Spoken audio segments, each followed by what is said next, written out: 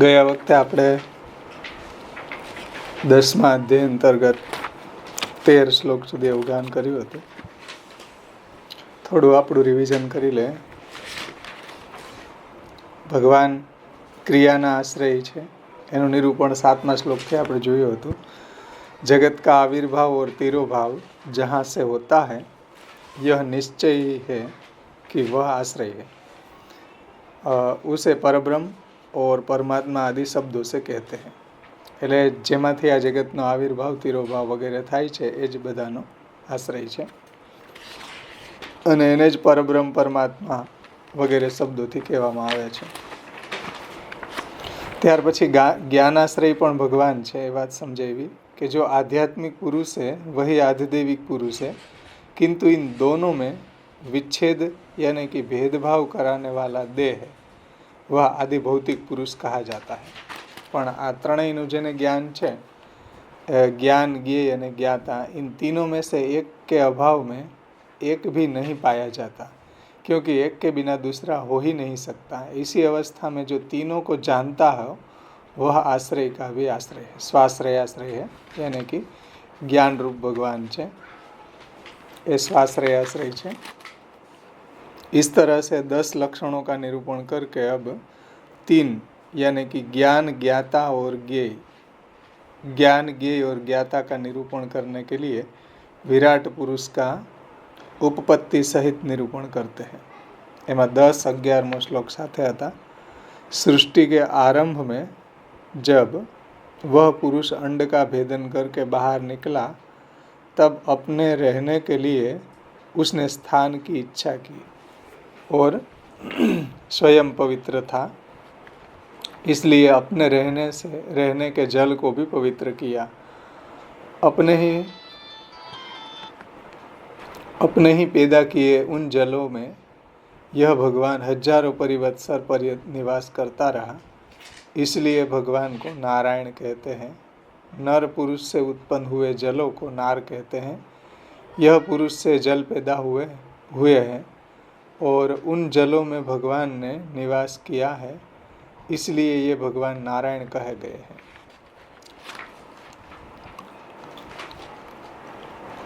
एक और भी कारण से भगवत शरीर और नाम प्राकृत शरीर के समान नहीं है. एक और भी कारण છે, भगवत शरीर और उनके नाम प्राकृत शरीर आदि के समान नहीं है. એટલે ભગવાનના નામ અને શ્રી વિગ્રહ જે છે એ કોઈ આપણા જેવા प्राकृत નથી. એમ દ્રવ્ય પૃથ્વી आदि, कर्म उत्पत्ति आदि, काल भूत आदि, स्वभाव और जीव ये सब जिस भगवान के अनुग्रह से तो रहते हैं और जिनकी थोड़ी भी उपेक्षा से नहीं रहते. એટલે ભગવાનના અનુગ્રહથી જે ટકેલા છે.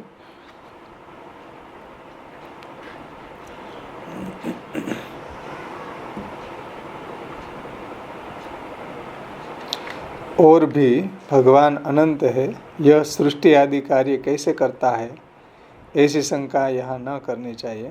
सो कहते हैं कि स्वप्रकाश रूप यह भगवान को जब एक से नाना होने की यानी कि अनेक होने की इच्छा हुई तब यह योगशय्या से उठा और अपने आनंदमय हिरण्यमय पराक्रम को उसने अपनी सर्वभवन शक्ति से सच्चिद और आनंद रूप में 3 प्रकार से प्रकाशित किया. એટલે ભગવાનની જે શક્તિ છે સર્વભવન સામર્થ્ય રૂપા એમાંથી સચ્ચિદ અને આનંદ 3 પ્રકાર से प्रकाशित हुआ. અહીં સુધી આપણે જોયું હતું. 14મા શ્લોકના આભાસમાં શ્રી મહાપ્રભુજી સમજાવે છે કે इन तीनों भेदों को ही गिनाते हैं. એટલે સચ્ચિદ और आनंद.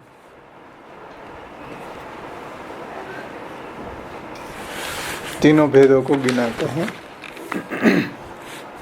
આગળના શ્લોકમાં એમ કીધું ને, યોગરૂપ પથારીમાંથી ઉઠેલા એ દેવે વધારે થવાની ઈચ્છા કરતા હિરણ્યમય પરાક્રમ 3 પ્રકારે માયાથી સર્જ્યું.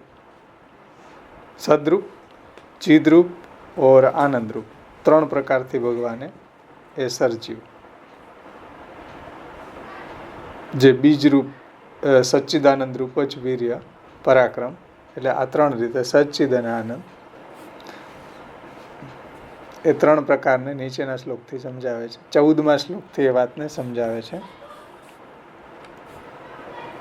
અધિદેવમથાધ્યાત્મ અધિભૂતમિતિ પ્રભુ યથેકં પૌરુષમ વીર્યમ ત્રિધા ભિદ્યત તત્સૃણુ. પ્રભુએ જેવી રીતના એક પૌરુષ વીર્યનો આધિદેવ, પછી અધ્યાત્મ અને પછી અધિભૂત એવા 3 પ્રકારે વિભાગ કર્યા તે શ્રવણ કર. એમાં સુખદેવજી પરીક્ષિતજીને કહે છે, સર્વસમર્થ પ્રભુને एक अपने पौरुष यानी कि वीर यानी कि पराक्रम को ही आधिदेविक, अध्यात्म और अधिभूत रूप से 3 तरह पृथक पृथक जैसे किया सो सुनो. एना सुबोधिनी जी में श्री महाप्रभु जी समझावे छे कि सबसे पहला आनंद का अंश आधिदेव पदार्थ है. अधिदेव यानी कि आधिदेविक पदार्थ है आनंद. इसके अनंतर चित रूप अध्यात्म पदार्थ है એટલે चेतन है. और इसके अनंतर अधिभूत वो सद्रूप पदार्थ है यानी जड़. तो जड़ जीव और अंतर्यामी सच्चिद અને आनंद आदि भौतिक आध्यात्मिक અને आदिदैविक एम. तो सद्रूप जड़ पदार्थ है वो अधिभूत है. चिद्रूप जीव आदि पदार्थ है और आदिदेव आनंद रूप अंतर्यामी और स्वर्गादि पदार्थ है. कारण के ત્યાં પણ આ જે સચ્ચિદાનંદનો જ આનંદ છે રહેલો છે એટલે સ્વર્ગાદિક આદિ શબ્દથી બીજા બધા લોકોમાં એનો જ આનંદ આનંદ જે છે એનો આદિદેવિક જે આનંદ પ્રગટ થયો એ આનંદ છે એ સ્વર્ગ વગેરેમાં રહેલો છે. અંતર્યામી અને સ્વર્ગાદિ પદાર્થ એમાં બધી જગ્યાએ એનો આનંદ છે એ व्यापेलो है थोड़ो वत्तो. तो इन पदार्थों को कैसे बना सके सो कहते हैं वो प्रभु है. श्लोक ने अंदर कीधु छे अधिभूतम इति प्रभु. प्रभु यानी सर्वसमर्थ है इसलिए बना सके. એટલે આ રીતે ભગવાન પોતાનામાંથી સચ્ચિદ અને આનંદને પ્રગટ કરે છે. यानी कि आधिभौतिक, आध्यात्मिक અને आधिदैविकને प्रकट करे છે. इन पदार्थों को कैसे बना सके सो कहते हैं कि प्रभु है वो सर्वसमर्थ है इसलिए बना सके. इति शब्द का प्रकार अर्थ है यहाँ. એટલે अधिभूतम इति प्रभु. इति शब्द છે એન્ડના અર્થમાં વપરાય છે. અહીંયા પ્રકારવાચી છે. इति शब्द का यहाँ प्रकार अर्थ है.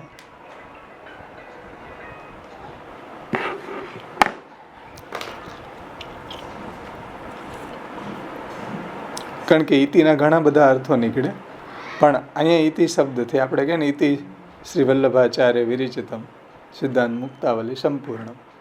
તો ઇતિ છે સમાપનના અર્થમાં હોય અને ઇતિ છે એ પ્રકાર, કોઈ પ્રકાર બતાવો હોય ત્યારે પ્રકારવાચી અહીં લીધો છે કે इति शब्द का प्रकार अर्थ है यानी प्रकारवाची है. अर्थात जिस प्रकार से इन 3 का निर्माण किया ऐसे ऐसे अन्य भी प्रकारों का निर्माण किया. જે રીતે આ સચ્ચિદ અને આનંદને પ્રગટ કર્યા એ રીતે બીજા પણ अन्य પ્રકારોનું નિર્માણ કર્યું છે. આગળ વર્ણન આવશે. इससे यह भी स्पष्ट होता है कि सब ही प्रकार के पदार्थ आधिदैविक, आध्यात्मिक और आधिभौतिक 3 भेदों से भिन्न भिन्न ही बनाए गए. એટલે દુનિયામાં જેટલા બી પદાર્થ છે આ બ્રહ્માંડમાં એ 3 પ્રકારના છે સમજી લેવું. આધિભૌતિક, આધ્યાત્મિક અને આધિदैविक. આધિભૌતિક એટલે જળ સૃષ્ટિ, આધ્યાત્મિક એટલે જીવ સૃષ્ટિ અને આધિदैविक એટલે અંતર્યામી અથવા બીજા લોકોમાં જે આનંદ છે. તો આ 3માં બધું બાયફર્કેશન આખું આ બ્રહ્માંડ છે એની અંદર આ 3માંથી જ પ્રગટ થઈ ગયું. तीनों भेदों से भिन्न भिन्न ही बनाए गए हैं. प्रकार के भेद से भी त्रिविधता होती है.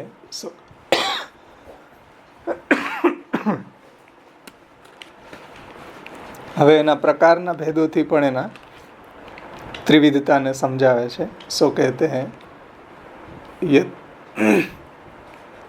यथैकम. શ્લોકમાં આપ્યું છે यथैकम पौरुषम वीर्यम.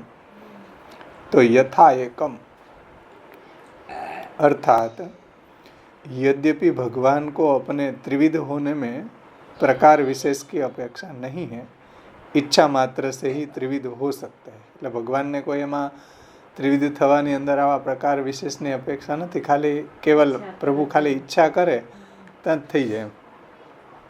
એટલે એવું બનાવવાની એને કોઈ જરૂર નથી પડતી. ઈચ્છા માત્રથી બધું સિદ્ધ છે. કારણ કે સત્ય સંકલ્પ તો વિષ્ણુ એ સત્ય સંકલ્પ છે. એ સંકલ્પ કરે, વિચારે, ઈચ્છા કરે ત્યાં જ બધું સિદ્ધ થઈ જાય.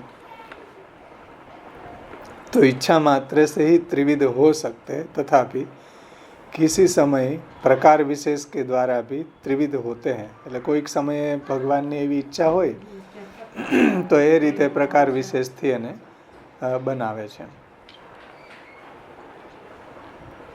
सो कहते हैं एकम अभिद्यत.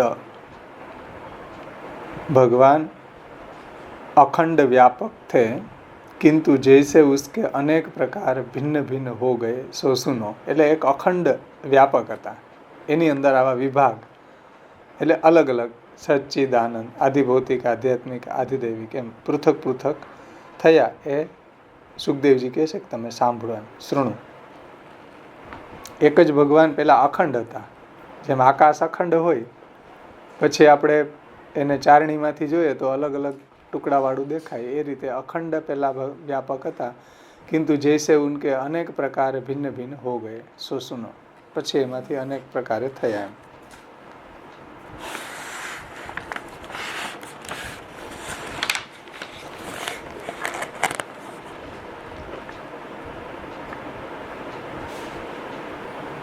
એટલે જેમ એકના વિભાગ કર્યા એમ અખંડનો જેવી રીતના વિભાગ થાય એ વિભાગ આ રીતે તમે સાંભળો, એમ સુખદેવજી કહે છે. તે અખંડના વિભાગ કેમ થાય છે તે નીચેના 15મા શ્લોકથી જણાવે છે. સોહી કહેતે હૈ અંતઃ શરીર આકાશાત પુરુષસ્ય વિચેષ્ટિતઃ ઓજસહો બલમ જગ્યે તતઃ પ્રાણો મહાનસુ. પુરુષ ચેષ્ટા કરતા શરીરની અંદરના આકાશમાંથી ઓજ, સહ અને બલ ઉત્પન્ન થયા, અને પછી મહાન અસુ એટલે પ્રાણ ઉત્પન્ન થયો.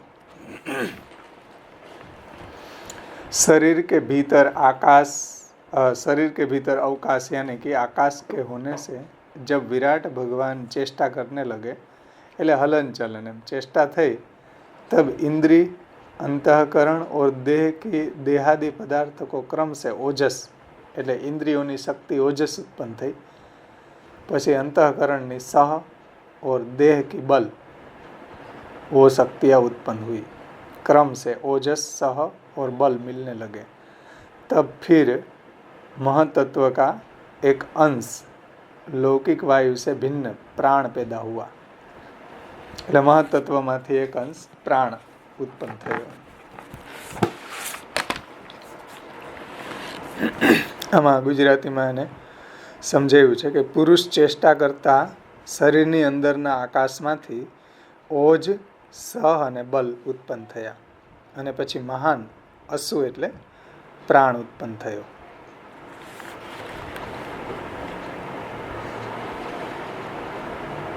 એટલે ઇન્દ્રિયોની શક્તિને ઓજ કહેવામાં આવે છે, અંતઃકરણની સ અને દેહની શક્તિને બલ કહેવામાં આવે. જોકે શ્રી મહાप्रभुजी ने सुबोधनी जी में समझाव्યું છે, शरीर के मध्य हृदय के स्थान में जो आकाश है, એટલે વિરાટ જે છે એની શરીરના મધ્ય સ્થાનમાં જે આકાશ છે, જે જગ્યા છે, उन अवकाश के ही कारण से ही पुरुष ने विविध चेष्टा करनी प्रारंभ की. એટલે ચેષ્ટા કરે તો આ બધું ઉત્પન્ન થાય ને. એટલે જે જગ્યા હતી, આકાશ હતો, એમાં એના કારણે એને ચેષ્ટા પ્રગટ થઈ. यद्यपि पुरुष के लिए देह रूप स्थान मिल गया था, तथापि अवकाश न होने से विविध क्रियाएं नहीं हो सकती थी, किंतु हृदय आकाश में पूर्ण अवकाश मिल जाने से चेष्टाएं होने लगी. એમાં 1 નંબરની ફૂટનોટ છે. આ પ્રકાશ કાર્યમાં સમજાવે છે 1 નંબરમાં કે અધિકરણ એ વિરાટ જેમાં રહેલા તે સ્થાન અને એણે એ પોતે રચેલ જલ.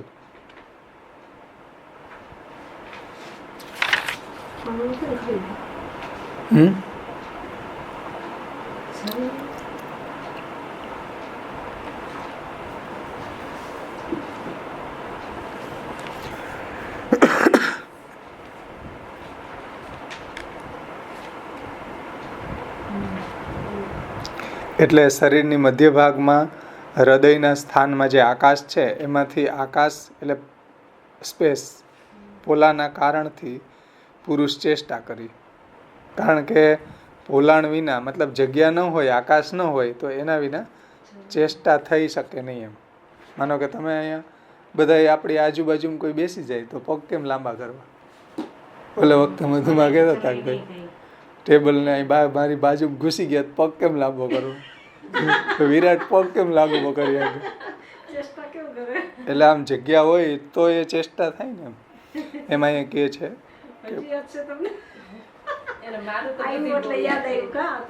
હા, હું નથી કેતો, જો આમ આવ્યું કે એને આમ જગ્યા ન હોય તો હલન ચલન કેમ કરે બિચારા મધુમાં. એટલે અહીં કહે છે કે પોલાણ વિના ચેષ્ટા થઈ શકે નહીં. તેથી અધિકરણમાં 1 નંબર આપ્યો જો કે અધિકરણ એટલે અહીંયા વિરાટ જેમ રહેલ તે સ્થાન એમ આધાર એમ અધિકરણ એટલે પોતે રચેલ જલ એમ. કારણ કે જલમાં રહ્યા ને એમ જલનો આધાર બનાવ્યો. એટલે આગળ આવી ગયું નારાયણ જે જલમાં શયન કરે તે નારાયણ એમ. તો અધિકરણમાં પોલાણ હોવાનું પ્રયોજન હતું. પુરુષ નારાયણ વિચેષ્ટિત એટલે શરીરની અંદર જ ચેષ્ટા કરતા હતા અને આ તેમનાથી જ થઈ શકે એમ. અંદર જે ચેષ્ટા કરતા હતા એ એનાથી જ થઈ શકે. આપણે બહાર ચેષ્ટા કરીએ એમ. આ પુરુષ જે છે અંદરથી ચેષ્ટા એને કરી અને તે સમયે એમની ચેષ્ટામાંથી ઇન્દ્રિયો, અંતઃકરણ અને દેહની શક્તિઓ ઉત્પન્ન થઈ. એટલે કે ઓજ, સહ અને બલ. ઇન્દ્રિયોની શક્તિને ઓજ કહેવામાં આવે, અંતઃકરણની શક્તિને સહ અને દેહની શક્તિને બલ કહેવામાં આવે છે. એ ઉત્પન્ન થયા એ શબ્દોથી કહે છે. અને તતઃ ત્યાર પછી પ્રાણ ઉત્પન્ન થયો. મહાન શબ્દથી તે પ્રાણ વાયુ ન હોવાનું કહેલું છે અને તે મહત્તત્વના અંશ સૂત્રરૂપ હતો. એટલે એ જે પ્રાણ છે એ કોઈ વાયુ ન હતો પણ મહત્તત્વના અંશરૂપ એ સૂત્રરૂપ હતો, જેને સૂત્રરૂપ પ્રાણ કહેવામાં આવે. નિબંધમાં પણ મહાપ્રભુજીએ આ રીતે સૂત્રરૂપ પ્રાણને સમજાવ્યું છે. પણ ભૌતિક વાયુ ન હતો. એ બીજા પણ પ્રાણો છે. તેથી અસુ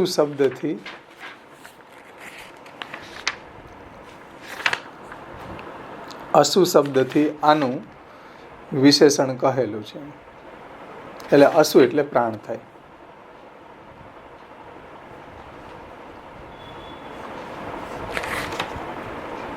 સુ એ અનુકરણ શબ્દવાળો શ્વાસ વાયુ છે.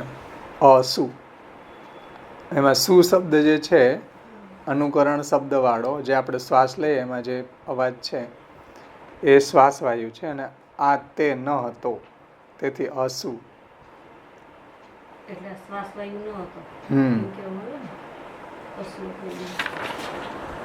એ સૂત્રરૂપ હતો, મહત્તત્વમાંથી જે ઉત્પન્ન થયો ને એટલે શ્વાસ વાયુ ન હતો. શું એ અનુકરણ શબ્દવાળો શ્વાસ વાયુ છે, આ તે ન હતો એટલે શ્વાસ વાયુ ન હતો તેથી અસુ કહેલું છે. ભૌતિક વાયુથી જુદો છે એમ કહેવાનું તાત્પર્ય છે કે આ ભૌતિક વાયુથી અલગ હતો. એટલે આપણે એમ કહીએ કે આ જે શ્વાસ લઈએ એ પ્રાણ વાયુ છે, પણ અહીંયા એવું નથી, એ અલગ છે એમ, પ્રાણ અલગ છે. હમણાં વૃત્રાસુર ચતુશ્લોકીમાં અસુ શબ્દ આવ્યો હતો, આવશે.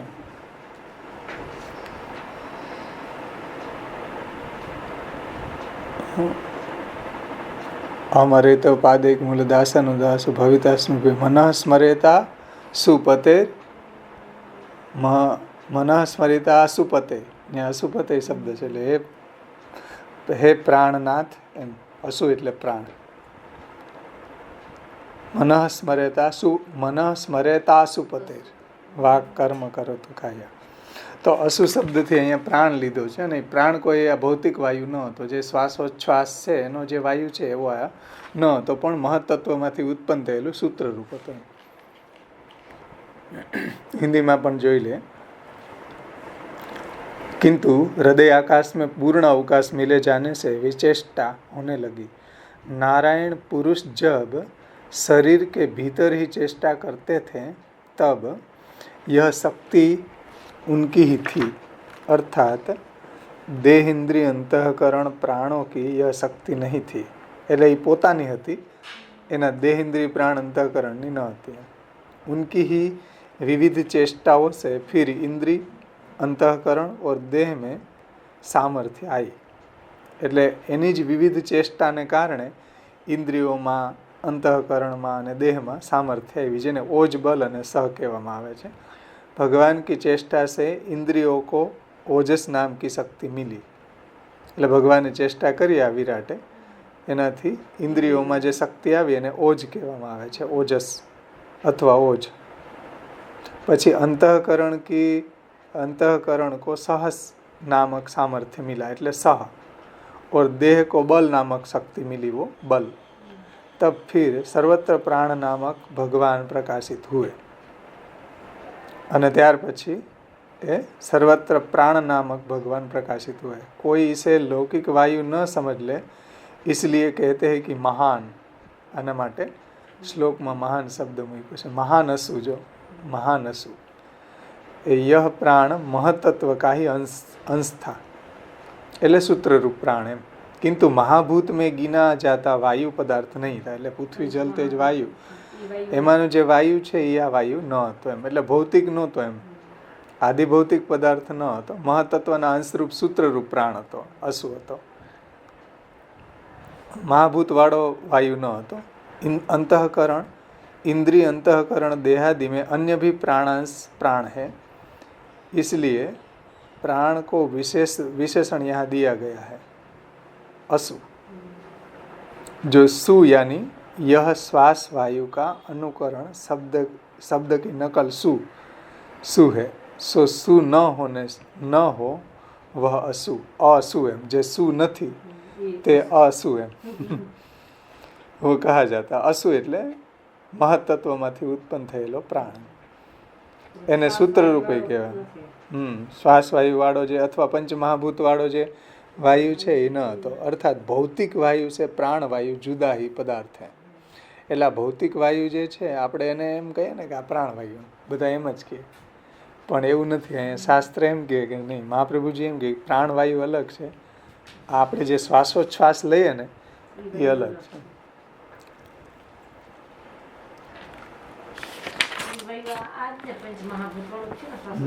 શ્વાસોચ્છ્વાસમાં લઈએ આ પૃથ્વી, જલ, તેજ, વાયુ, પંચીકરણમાં વાયુ પણ આપણી અંદર છે. એક તો આ પંચમહાભૂતનો બનેલો ને પાછું એમાં વાયુ ઘૂસેલો છે, આકાશ ઘૂસેલું છે. એ રીતે પંચીકરણથી એટલે પ્રવિષ્ટાની અપ્રવિષ્ટાની કારણ એ છે પંચમહાભૂત, અને કાર્યરૂપે છે, અને એનાથી અલગ છે, પ્રવિષ્ટ છે, અપ્રવિષ્ટ છે, જે આગળ આપણે શ્લોકમાં જોઈ ગયા. ત્યાર પછી भगवान की चेष्टा से ही देह इंद्रिय अंतःकरणों को शक्ति मिलती है और प्राण भी उसी से प्रकाशित होता है, यह कह दिया. अब प्राण का महात्म्य कहते हैं. એટલે ઇન્દ્રિયની શક્તિ જે છે ઓજ, સહ અને બલ, એટલે ઇન્દ્રિય, અંતઃકરણ અને શરીરની શક્તિનું વર્ણન કરી દીધું. હવે પ્રાણનું મહત્વ બતાવે છે. મહાન પ્રાણ એમ જે કીધું, મહાન અસુ, તો એનું વિશેષ મહાત્મ્ય બતાવે છે આગળના શ્લોકમાં. માત્ર ભગવાનની ચેષ્ટાથી જ ઇન્દ્રિય વગેરેની શક્તિઓ અને પ્રાણો ઉત્પન્ન થયા. નીચેના શ્લોકમાં પ્રાણનું મહાત્મ્ય બતાવે છે. 16મો શ્લોક.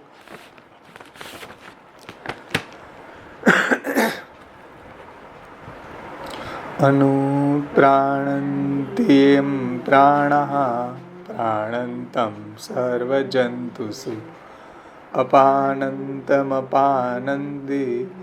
નરદેવમિવાનુગા. જે કાર્ય કરતા સર્વ પ્રાણીઓમાં ઇન્દ્રિયો તેની પછી કાર્ય કરે છે, અને જે જતા રહેતા, જેમ રાજા પાછળ સેવકો જાય તેમ બધી ઇન્દ્રિયો જતી રહે છે. जिस प्रकार राजा के ही सहारे से उसके नौकर लोग जीवित रहते हैं, उसी तरह से सब प्राणियों के अन्य प्राण इंद्रियस्थ इस मुख्य प्राण के चलते रहने पर चलते रहते. એટલે બીજા જેટલા બી પ્રાણ છે એ બધા આ મુખ્ય પ્રાણ જે સૂત્રરૂપ છે, મહત્માંથી પ્રગટ થયેલો, એના આધારે બધા પ્રાણો ટકેલા છે. और मुख्य प्राण के निकलने से निकल जाते हैं. જેમ કોઈ રાજા હોય એની પાછળ બધા એના નોકરો જાય, એ રીતે આ મુખ્ય પ્રાણ જે છે સૂત્રરૂપ, એના નીકળવાથી બધા પ્રાણો નીકળી જાય. એટલે આપણી અંદર એ ઘણા પ્રાણ છે ને, પાન, અપાન, ઉદાન, વ્યાન, એ બધાને પ્રાણ કહેવાય. એમાં સુબોધનીજીમાં મહાપ્રભુજી સમજાવે છે, पहले अध्याय में राजस अहंकार से प्राण आदि की उत्पत्ति कही गई है. પહેલે અધ્યાયોમાં, એટલે આગળ આપણે આ બધી વાતને જોઈ ગયા ને, એમાં રાજસ અહંકારમાંથી प्राण आदि ની उत्पत्ति बताई છે. आधिदैविक रूप थे वे, आधिदैविक रूप थे और ये आध्यात्मिक रूप है. એટલે આગળ જે સ્થૂલ ધ્યાનમાં ને વાત આપણે જોઈ હતી ને, સૂક્ષ્મ ધ્યાન, સ્થૂલ ધ્યાનમાં રાજસ અહંકારમાંથી પ્રાણ આદિની ઉત્પત્તિ બતાવી હતી. એ આધિदैविक थे और ये आध्यात्मिक है. અહીં જે પ્રાણનું વર્ણન છે એ आध्यात्मिक છે. यह मुख्य प्राण जब आता जाता रहता है तब इंद्रियस्थ अन्य प्राण अपना अपना कार्य करते रहते हैं. એટલે આ પ્રાણના આધારે જ બધી ઇન્દ્રિયોને બલ મળે. ઓજ, સહ અને બલ એ જે મળી રહ્યું છે ઇન્દ્રિયોને, અંતઃકરણને અને દેહને, એ આ પ્રાણને આધારે મળી રહ્યું છે. अन्य प्राण शब्द से यहाँ इंद्रियस्थ प्राण लिए गए हैं.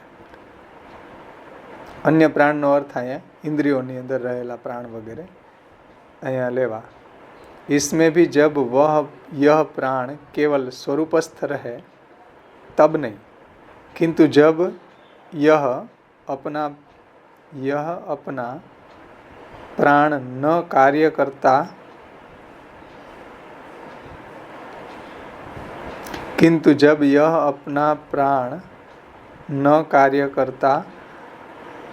रहता है तब अन्य प्राण उसका उपजीवन करते हैं. इससे स्पष्ट होता है कि इंद्रिय आदि की क्रिया मुख्य क्रिया की अपेक्षा रखती है. तब यह व्यवस्था इसके सब ही शरीर में हो गई सो कहते हैं.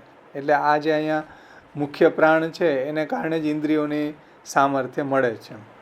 किंतु जब यह अपना प्राण, અહીંયા ન પહેલા લીધો છે,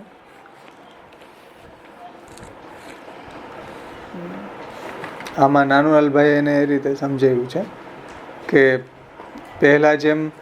પહેલા રાજસ અહંકારમાંથી પ્રાણ વગેરેની ઉત્પત્તિ કઈ છે, તે પ્રાણ વગેરે આધિદૈવિક રૂપ છે. આગળ અહીંયા જે વર્ણન કરે છે એ આધ્યાત્મિક રૂપ છે. એમાં 1 નંબરની ફૂટનોટ છે કે આથી આકાશમાંથી ઉત્પન્ન થયેલ વાયુ આધિભૌતિક હોવાનું જણાવ્યું. એટલે પહેલા જે વર્ણન કરી દીધું એ આધિદૈવિક હતા. અહીંયા જે વર્ણન કરે છે એ આધ્યાત્મિક છે. અને જે પંચમહાભૂતમાં જે વાયુ છે એ આધિભૌતિક છે. જે કાર્ય કરતા પ્રાણ ઇન્દ્રિયો પછી પ્રાણંતી એને કાર્ય કરે છે. એટલે જે પ્રાણના કારણે આપણી ઇન્દ્રિયો કાર્ય કરે છે, એટલે આ વિરાટની એ પ્રાણંતી કાર્ય કરે છે, તે પણ એના સ્વરૂપમાં રહેવા પછી નહીં, પરંતુ કાર્ય કરતો હોય તે પછી કાર્ય કરે છે. મતલબ કે આ પ્રાણ જે છે એ પ્રાણને કારણે ઇન્દ્રિયો છે એ બધી કાર્ય કરે છે, પેલા નહીં. અહીંયા એમ કીધું ને, किंतु जब यह अपना प्राण न कार्य करता रहता है तब अन्य प्राण उसका उपजीवन करते हैं. इससे આ કંઈક વાક્યમાં ગડબડી લાગે છે.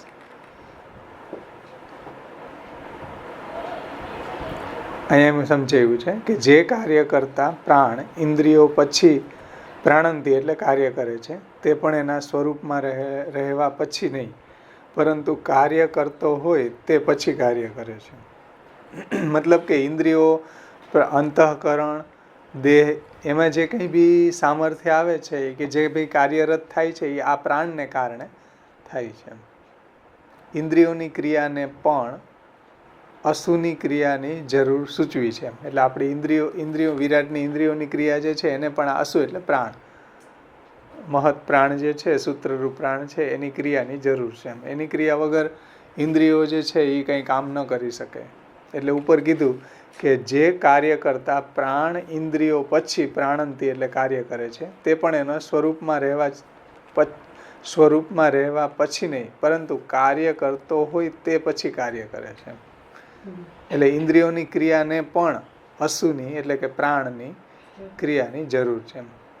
પછી તે સર્વમાં તેવો થયાનું સર્વ પ્રાણીઓમાં એ શબ્દથી કહેલું છે. એટલે બ્રહ્માથી આરંભીને ખડના તણખલા સુધીના સર્વ પ્રાણીઓમાં તેમ થાય છે. એટલે એ જ જે આ બધું કાર્યરત થાય છે એ બધું આ પ્રાણને કારણે. અને જો એ અસુ જતો રહે તો એની પાછળ ઇન્દ્રિયો જતી રહે. આપાનંતમ અસુ જો જતો રહે તો એની પાછળ ઇન્દ્રિયો પણ જતી રહે. કેવી રીતના? તો કે જેમ રાજાની પાછળ સેવકો જતા રહે એવી રીતના. એ દ્રષ્ટાંતથી તે માત્ર ચિહ્નરૂપ ન હોવાનું જણાવેલું છે. રાજાની પાછળ સેવકો જાય એવી રીતના અસુ પછી ઇન્દ્રિયો જાય છે.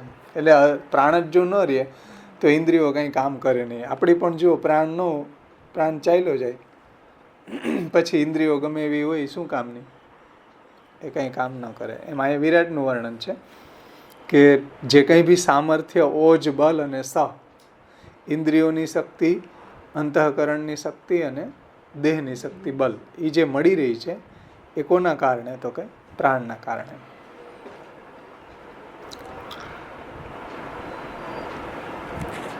એટલે अन्य प्राण शब्द से यहाँ इंद्रिय प्राण लिए गए हैं. इसमें भी जब यह प्राण केवल स्वरूपस्थ रहे तब नहीं, किंतु जब यह अपना प्राण कार्य करता रहता है तब अन्य प्राण उसका उपजीवन करते हैं. ये न शब्द કંઈક विचित्र लागे. किंतु जब यह अपना कार्य करता रहता है तब अन्य प्राण उसका उपजीवन करते हैं. उससे स्पष्ट होता है कि इंद्रिय आदि की क्रिया मुख्य क्रिया की अपेक्षा रखती है. એટલે ઓલા જે પ્રાણ જે છે એની અપેક્ષા એને છે. तब वह व्यवस्था, यह व्यवस्था इसके सभी शरीर में हो गई. सो कहते हैं कि सर्व जंतुषु ब्रह्मा से लेकर तृण पर्यंत, तृण ગુલ્માદી એટલે વૃક્ષ, આપણે ગુલ્મલતા, ખડ, તૃણ ગુલ્માદી એટલે ગુલ્મલતા એટલે વેલાઓ અથવા તો તણખલાઓ, पर्यंत जब ये प्राण चले जाते हैं तब इंद्रिय आदि स्थित प्राण भी नष्ट हो जाते हैं. એટલે આ જે મુખ્ય પ્રાણ છે એ જો ચાલ્યો જાય તો ઇન્દ્રિયોમાં રહેલું જે સામર્થ્ય છે કે ઇન્દ્રિયોમાં રહેલા જે બી પ્રાણ છે એ પણ ચાલ્યા જાય. यह उपलक्षण नहीं है. यह दृष्टांत से कहते हैं कि नरदेव मीवानुगा, नरदेव मीवानुगा એટલે નરદેવ એટલે રાજા, નરદેવ નરનો રાજા, એમ એને અનુગા એટલે એના સેવકો જેની પાછળ ચાલનારા. जैसे राजा के नौकर राजा के पीछे ही जाते हैं એવી રીતના પ્રાણ ચાલ્યો જાય તો ઇન્દ્રિયો પછી નિચેષ્ટ થઈ જાય, એ પછી કંઈ કામની ન રહે. હા, એ એના બધું બલ, ઓજ અને સહ એની પાછળ ચાલ્યું જાય.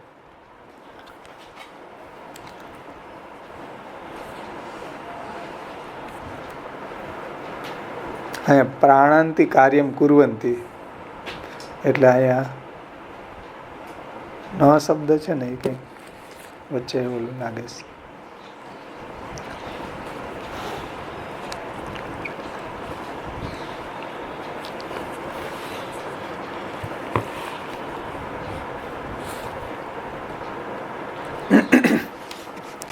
તાત્પર્ય એ છે કે પ્રાણનું મહાત્મ્ય આ શ્લોકમાં બતાવ્યું છે कि जिस प्रकार राजा के ही सहारे से उसके नौकर लोग जीवित रहते हैं, उसी तरह से सब प्राणियों के अन्य प्राण इंद्रियस्थ जो इंद्रियों में रहेला जे कई भी सामर्थ्य है ओज सह बल एम इस मुख्य प्राण के चलते रहने पर ही चलते रहते हैं और मुख्य प्राण के निकलने से वो निकल जाते हैं.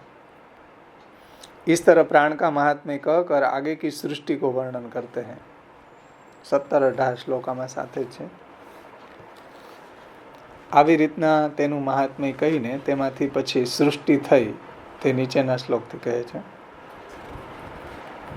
કઈ રીતે એને અનેક થવાની ઈચ્છા થઈ, પછી આગળ સૃષ્ટિ કઈ રીતે થઈ એ સમજાવે છે. પ્રાણેન ક્ષિપતાક્ષુતુનંતરા જાયતે પ્રભુ पिपासतो जक्षतश्च प्राङ्मुखं निरभिद्यत. આગળનો લઈ લે. मुखतस्तालुनिर्भिन्नं जिह्वा तत्रोपजायत ततो नानारसो जज्ञे जिह्वा योधिगम्यते. એટલે બહાર ફેંકાતા પ્રાણથી અંદર ભૂખ અને તરસ થયા. ભૂખની જલપાન કરવાની, પ્રભુની જલપાન કરવાની અને ભોજન કરવાની ઈચ્છા થતાં પૂર્વ ભાગમાં મુખ નીકળ્યું, મુખમાંથી તાળવું નીકળ્યું, તેમાં જીભ થઈ, તેમાંથી જુદા જુદા રસો ઉત્પન્ન થયા, જેનું જીભથી જ્ઞાન થાય છે. એ બધા રસો ઉત્પન્ન થયા જીભની અંદર. मुख्य प्राण ने जब इधर उधर हलचल मचाई तब इस पुरुष को देह के भीतर भूख और प्यास लगने लगी. એટલે આ બધું વિરાટની વાત છે, આપણી કોઈ વ્યષ્ટિની વાત નથી, આ સમષ્ટિ લેવલ ઉપર વાત છે. આખું બ્રહ્માંડ કઈ રીતે પ્રગટ થયું. તો મુખ્ય प्राण ने जब इधर उधर हलचल मचाई तब इस पुरुष को देह के भीतर भूख और प्यास लगने लगी. जब प्यास भूख की वृत्ति हुई तब पूर्व दिशा में मुख का छिद्र हुआ. એટલે મુખ નીકળ્યું. मुखની અંદર પણ तालु निकला. उस तालु में जीभ निकल आई. फिर उस मुख में स्वाद लेने के लिए नाना रस पैदा हुए. એટલે આપણી મુખ હોય એની અંદર અલગ અલગ રસને માણવાની એવી શક્તિ હોય. અમુક જગ્યાએ ખાટાની અનુભૂતિ થાય, અમુક જગ્યાએ મીઠાની અનુભૂતિ થાય.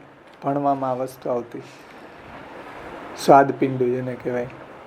तो मुख में स्वाद लेने के लिए नाना रस पैदा हुए जिसका स्वाद जीभ से जाना जाता है. जीभ ઉપર આપણે વસ્તુ મૂકીએ તો આપણે એના સ્વાદની અનુભૂતિ કરી શકીએ. હા, જીભથી જ ખબર પડે.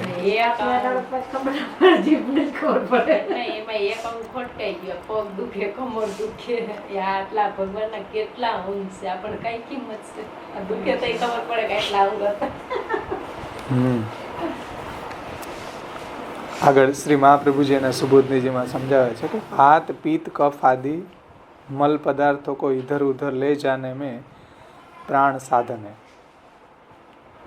वस्तुओं को इधर उधर फेंक देने की शक्ति प्राण की है.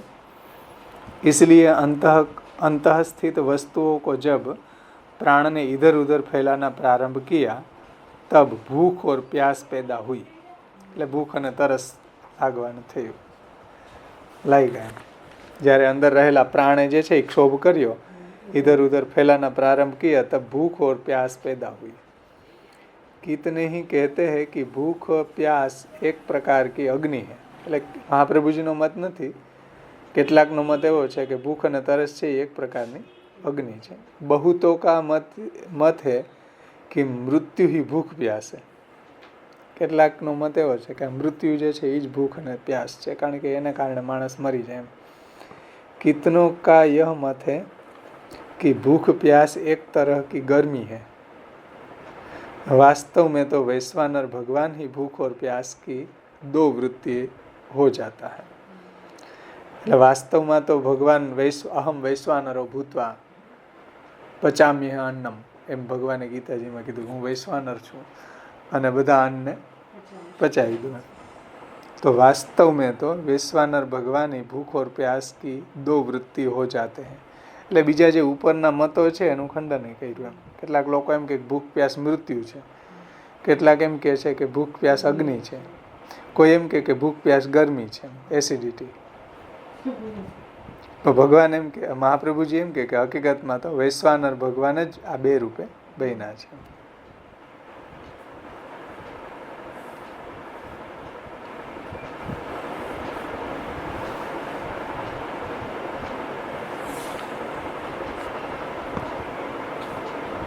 હકીકતમાં તો વૈશ્વાનર રૂપ ભગવાન જ ભૂખ અને તરસ એ બે એના કાર્યરૂપ છે।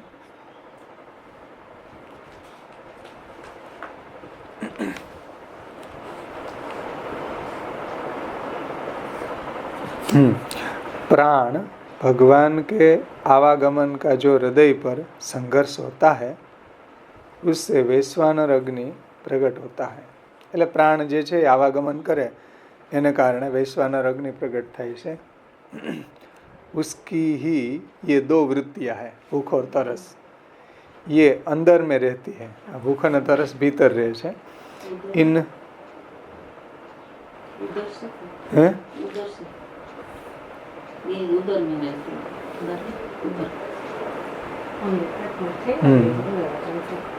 उदर में, उसकी ही ये दो वृत्तियां है, ये उदर में रहती है। એટલે ભૂખ અને તરસ, इन वृत्तियों से ही पिपासा એટલે तरस और अन्न ग्रहण करने की इच्छा यानी भूख होती है।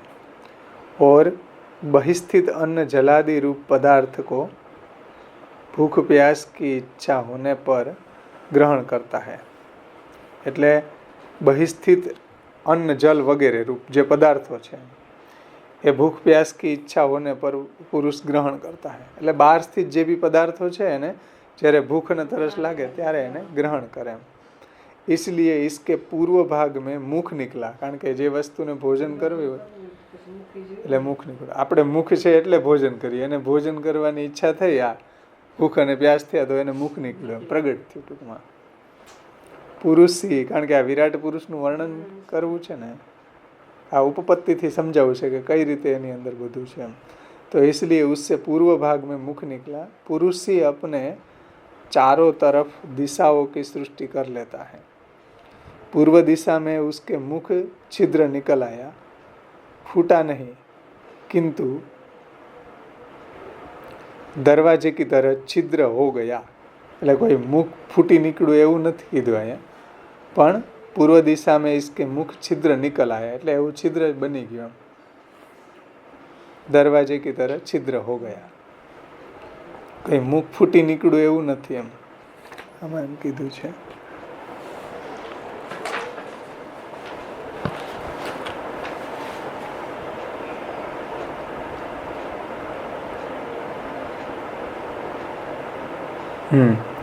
એટલે કે પુરુષથી જ દિશાઓના વિભાગ થાય છે। મુખ છિદ્રરૂપ નિરભિદ્યત એટલે નીકળ્યું, છતાં પણ એ ફૂટી નીકળ્યું ન હતું, પણ દ્વારની પેઠે નીકળ્યું, એટલે એક દ્વાર હોય એની જેમ પ્રગટ થયું।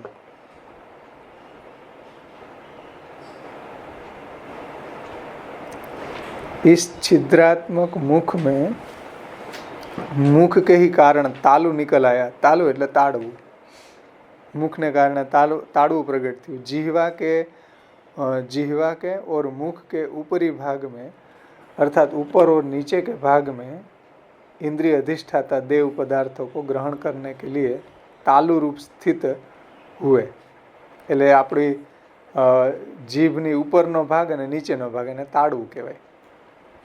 अर्थात ऊपर और नीचे के भाग में इंद्रिय अधिष्ठाता देव पदार्थों को ग्रहण करने के लिए तालु रूप स्थित हुए। उसी तालु में यानी ताड़ू अपनी भाषा में उस तालु में जिह्वा नाम इंद्रिय, जिह्वा नामक इंद्रिय प्रकाशित हुई, एमा પછી जिह्वा प्रकट થઈ। उस जिह्वा में ही रसना इंद्रिय भी रहने से मधुर, अम्ल એટલે ખાટું, મીઠું આદિ નાના રસ સ્વાદ આને લગે। એટલે જીભ પ્રગટ થઈ એટલે જીભની અંદર આપણને અલગ અલગ સ્વાદોની અનુભૂતિ થવા લાગી વિરાટને। ઉસ જીહવા में ही रसना इंद्रिय भी रहने लगी। એટલે આપણી જીભ જે છે ને એની અંદર એક રસના ઇન્દ્રિય છે જે બધી રસોનો અનુભૂતિ કરે છે। तो रसना इंद्रिय भी रहने से मधुर, अम्ल आदि नाना रस એટલે अनेक प्रकारना स्वाद आने लगे। यद्यपि कारण होने से सभी रस और विषय जिह्वा में विद्यमान है और पैदा होते हैं, तथापि भगवद इच्छा से सब रस बहिस्थित होकर ही प्रकाशित होते हैं। એટલે આ બધા રસો જે છે એ અહીંયા विद्यमान જ છે। પહેલા જેમ रसों और विषय जिह्वा में विद्यमान ही है और पैदा होते हैं, तथापि यहाँ भगवद इच्छा से सब रस बहिस्थित होकर ही प्रकाशित होते हैं। એટલે જે બધા રસો છે એ અહીંયા પહેલેથી છે જ, આમ તો જીહવાની અંદર વિદ્યમાન જ છે, પણ અહીંયા બહાર પ્રગટ થયા છે કાલે।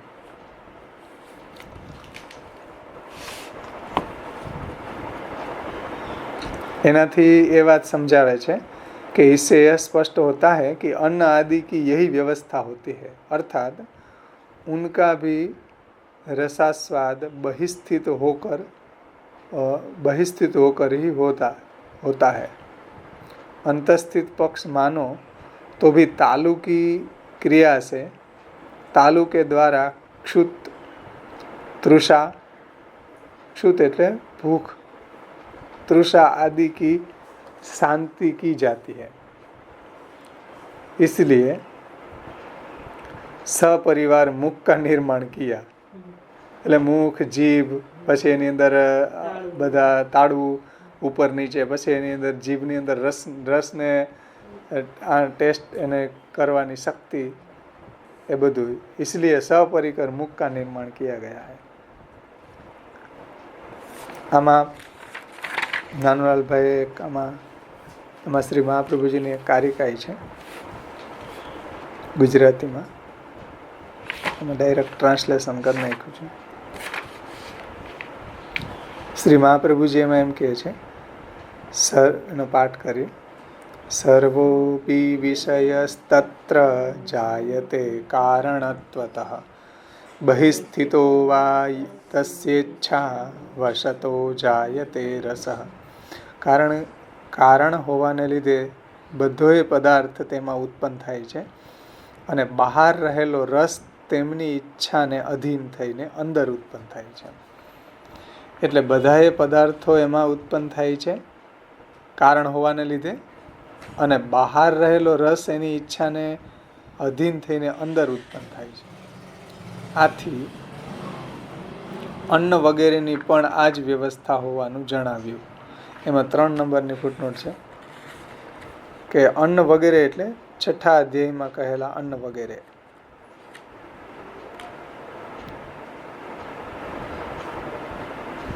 આગળ જે વર્ણન આવ્યું હતું ને પુરુષનું, છઠ્ઠા અધ્યાયમાં કહેલા અન્ન વગેરે, અને પદાર્થ અંદર રહેલો હોવાની માન્યતા હોય ત્યારે પણ તાડવાની ક્રિયાથી જ, તાડવા દ્વારા ભૂખ અને તરસ શાંત કરનાર હોવાથી મુખ વગેરે બનાવેલા છે। મતલબ કે ભૂખ અને તરસ જે છે જેના કારણે શાંત થાય છે, એટલે મુખ પ્રગટ થયું। 4 નંબરની ફૂટનોટ છે, શરીરમાં જ રસ ઉત્પન્ન થતા હોવાથી મુખ બનાવવું નકામું છે એવી શંકા થાય, તેથી આ વાત અહીંયા કહી છે કે પદાર્થ અંદર રહેલો હોવાની માન્યતા હોય ત્યારે પણ તાડવાની ક્રિયાથી જ, તાડવા દ્વારા એ ભૂખ અને તરસ શાંત કરનાર હોવાથી મુખ વગેરે બનાવેલા છે। ઉધાઈ અને હાથી પેઠે અંદર પણ મુખ હોય છે। પદાર્થ બહાર રહેલ હોવાની મતિ હોય ત્યારે તો કોઈ સંદેહ નથી રહેતો।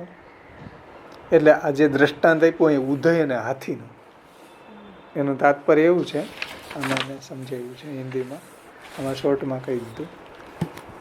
જો કે ઉદય જંતુ जैसे काष्ठादि को बाहर से यथास्थित रख कर अंत भाग में खा जाती है.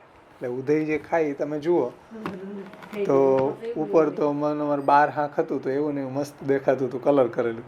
આમ તમે જરી કે અંદર ઓલું નાખો, ડિસમિસ ઘોકાવો તો અંદર સાવ પોલું. એટલે અહીં કે ઉદય જે છે એ ખાય લાકડાને તો ઉપર ઉપરથી એવું ને એવું લાગે, પણ અંદરથી સાવ ખતમ થઈ જાય. એટલે બે રીતે અહીં સમજાવવું છે, इसलिए અંદર અને બહાર એમ. એટલે એક દ્રષ્ટાંત અંદરનું આપ્યું ઉદયનું, इसलिए सपरिवार मुख का निर्माण किया. उदय जंतु जैसे काष्ठादि को बाहर से यथास्थित रख कर अंत भाग को खा जाती है, और जैसे हाथी कपित जैसे को तैसा रख कर अंदर से खा जाता है. आ कपित એટલે કોડાનું ફળ આવે, કોડું અથવા કોઠાનું ઝાડ. કોઠાનું ઝાડ હોય ને કપિત કહેવાય ડિક્શનરીમાં એને. કોડું તો તમે જોયું છે બજારમાં વેચાતું હોય ને, કોડું ગોળ ગોળ હોય એવડું મોટું કોડું હોય ને, એને કોડું કહેવાય.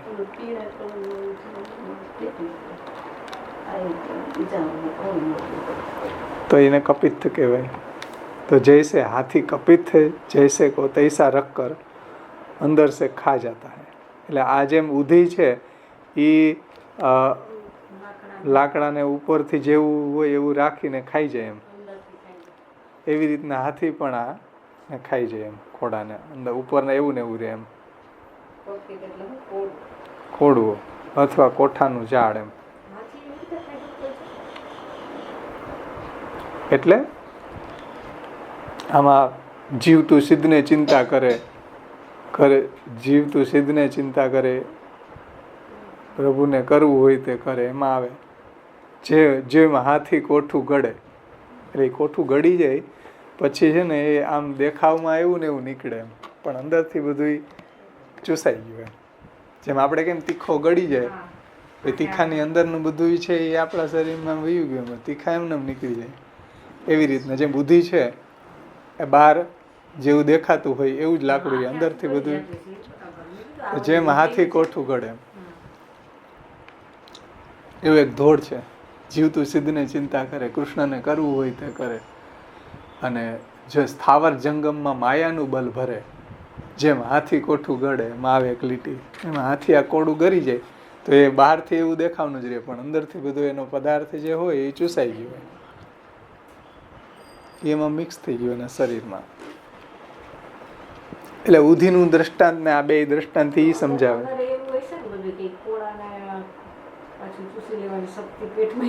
આપણા પેટમાં છે ને, તમે તીખો આખો ગળી જાવ તો તીખાની અંદર જે બી છે તત્વો એ બધું ચૂસી લે, પછી તીખો એમને નીકળી જાય.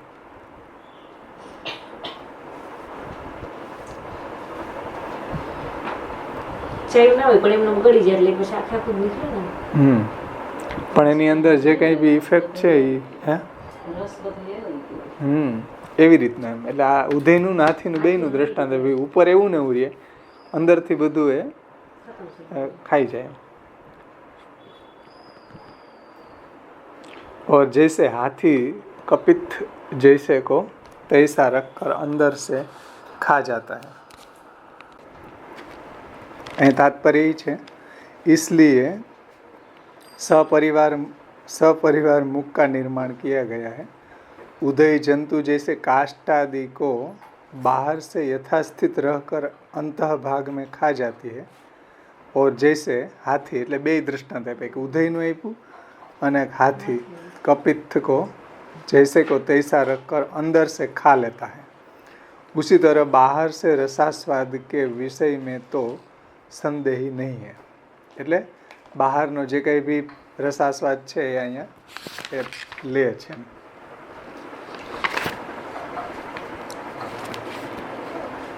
અંદરના જે આ રીતે લે છે તો પછી બહારના રસાસ્વાદ કે વિષય મેં તો સંદેહ નહીં. અંદરનો જો આ રીતે લેતો હોય, જે બુદ્ધિ છે એ અંદરનું આ રીતે ગ્રહણ કરી લે એમ, તો પછી બહારનું ગ્રહણ કરવામાં તો કોઈ સંદેહ જ નથી. અહીંયા હિન્દીમાં નાનવાલભાઈએ રીતે સમજાવ્યું કે જેવી રીતના ઉદય અને હાથીની પેઠે અંદર પણ મુખ હોય છે, એટલે એ જે રીતે પદાર્થને ગ્રહણ કરે છે એ કઈ રીતે ગ્રહણ કરે છે કે ઉપર એવો ને એવો રે, અંદરથી ગ્રહણ કરી લે. અહીંયા હાથીનું ને ઉદયનું કેમ દ્રષ્ટાંત આપ્યું કે અંદરથી પણ ગ્રહણ કરે છે અને બહારથી પણ ગ્રહણ કરે. એટલે ઉદય અને હાથીની પેઠે અંદર પણ મુખ હોય છે, એટલે પદાર્થને એ અંદરથી નહીં ગ્રહણ કરી લે. પદાર્થ બહાર રહેલો હોવાની મતિ હોય ત્યારે તો કોઈ સંદેહ જ નથી રહેતો.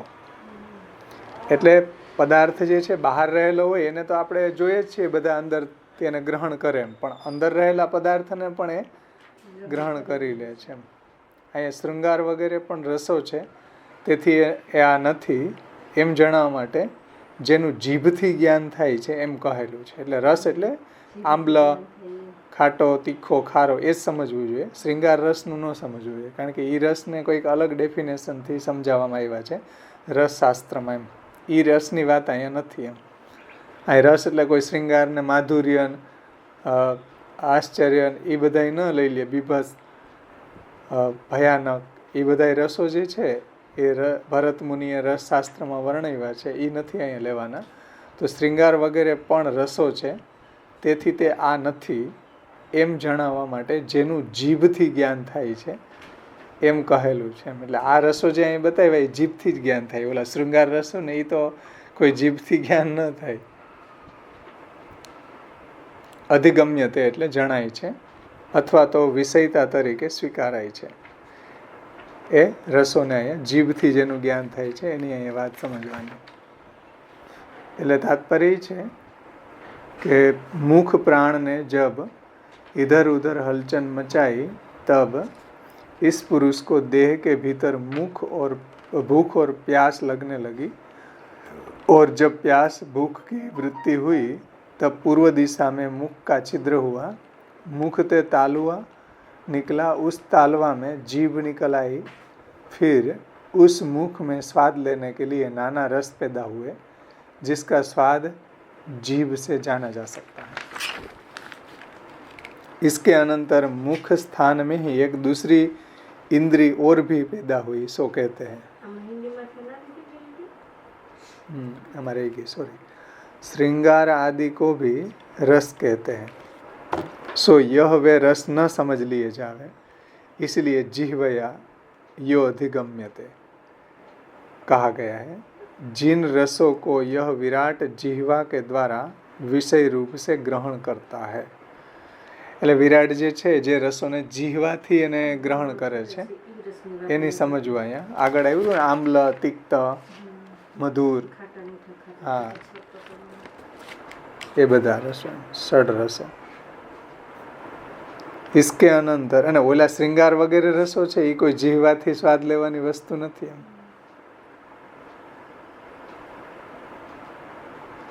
એ તો એક હૃદયનો ભાવ છે એમ એ રસ. इसके अनंतर इस मुख स्थान में ही एक दूसरी इंद्रिया और भी पैदा हुई, सो कहते हैं. 19-20 श्लोक साथ જ છે.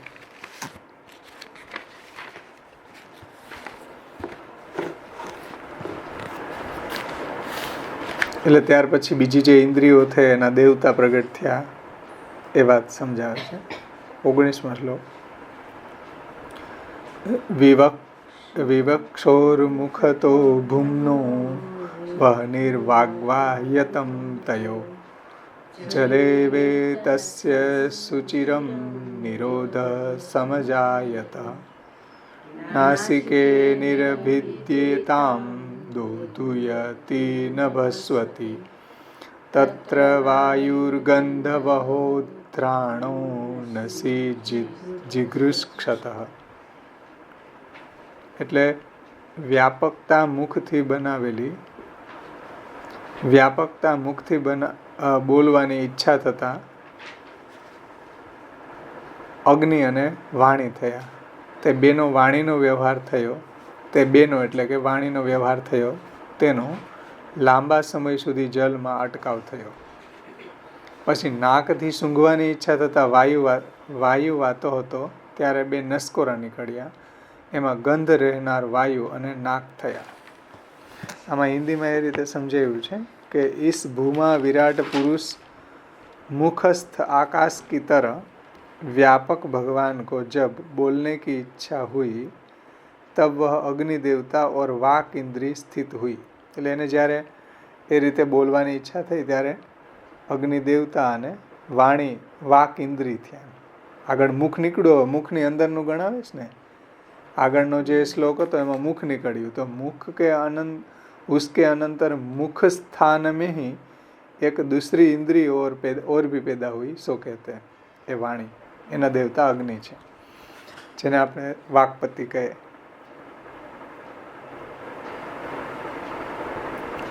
भगवान को जब बोलने की इच्छा हुई तब वहाँ अग्नि देवता और वाक इंद्रिय स्थित हुई और उन दोनों के हेतु से विराट पुरुष की बोलचाल प्रारंभ हुई. कारण कि जल में इस वाक का बहुत समय पर्यंत निरोधी रहा था. એટલે અટકાયેલી રહી એમ, કારણ કે અંદર કેમ જલની અંદર તો બોલી કેમ શકાય એમ, કારણ કે जल में इस वाक का बहुत समय पर्यंत निरोधी रहा એટલે કે એ અટકાયેલી રહી એમ. हवा के जब चीर समय पर्यंत फटकारे लगी तब उस मुख के पास ही नासिका के गोलक अथवा नासिका के छिद्र निकल आए. એટલે જ્યારે એવી હવા પ્રગટ થઈ, હવા આવી એટલે આ વિરાટમાંથી નાસિકા ઉત્પન્ન થઈ અને નાસિકા ગોલક, ગોલક એટલે આજે આપણે જોઈ શકીએ નાકને, બધાને દેખાય ગોલક, अथवा नासिका के छिद्र निकल आए. नाक के द्वारा गंधादि का ग्रहण करने की इच्छा से उस नासिका में गंध को वहन करने वाला वायु और घ्राण इंद्रिय स्थित हुई. એટલે નાસિકા જે છે એને અંદર વાયુને ગ્રહણ કરવા, ગંધ વહન કરને વાલા વાયુ और ઘ્રાણ ઇન્દ્રિય, જેનાથી આપણને એ સુગંધને આપણે લઈ શકીએ, એટલે એની અનુભૂતિ કરી શકીએ, એ ઘ્રાણ ઇન્દ્રિય સ્થિત हुई.